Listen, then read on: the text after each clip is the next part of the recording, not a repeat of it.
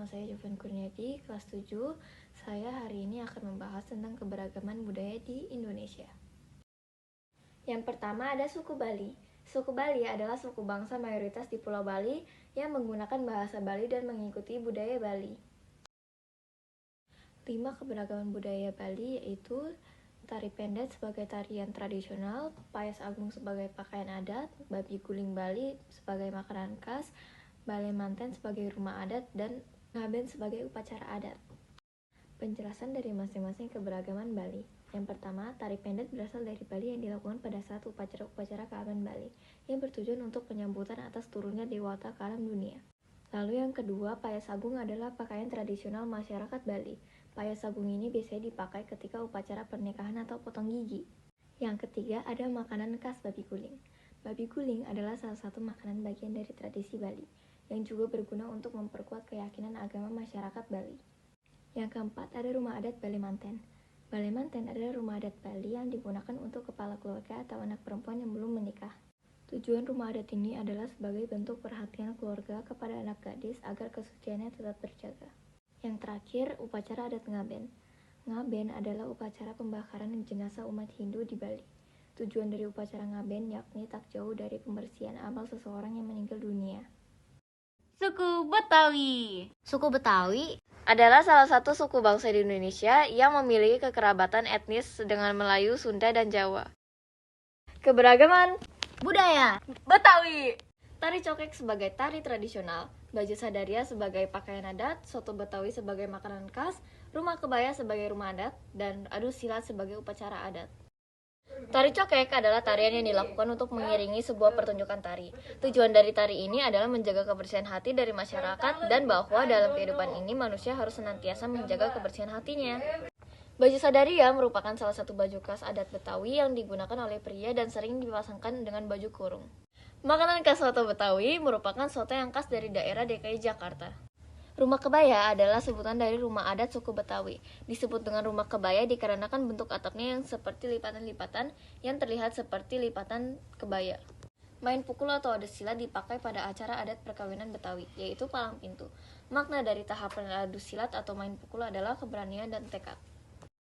Suku Minangkabau. Tari piring adalah tarian Minangkabau yang ditunjukkan untuk penyambutan tamu terhormat atau pembukaan upacara adat. Pakaian bundokan duang.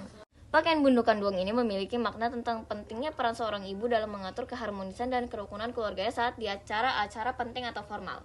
Makanan khas Galamai merupakan salah satu makanan yang dijadikan oleh-oleh khas Minang. Rumah adat Gadang merupakan tempat-tempat untuk melakukan acara-acara adat dan acara-acara penting lain dari suku yang bersangkutan. Upacara Tabuik adalah perayaan lokal dalam rangka memperingati Asyura gugurnya Imam Husain, cucu Muhammad, yang dilakukan oleh masyarakat Minangkabau di daerah pantai Sumatera Barat. Suku Dayak. Suku Dayak merupakan suku yang berasal dari Pulau Kalimantan. Keberagaman budaya Dayak yaitu tari hodok sebagai tari tradisional, baju king baba sebagai pakaian adat, kue dangnya sebagai makanan khas, rumah adat Betang sebagai rumah adat, ngabayon sebagai upacara adat.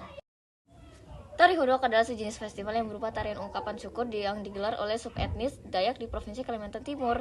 Pakaian king baba adalah pakaian adat suku Dayak yang digunakan oleh laki-laki yang berasal dari kata king artinya baju dan baba artinya laki-laki. Salah satu camilan favorit khas Dayak adalah kue dange. Kue ini terbuat dari parutan kelapa, tepung, serta gula.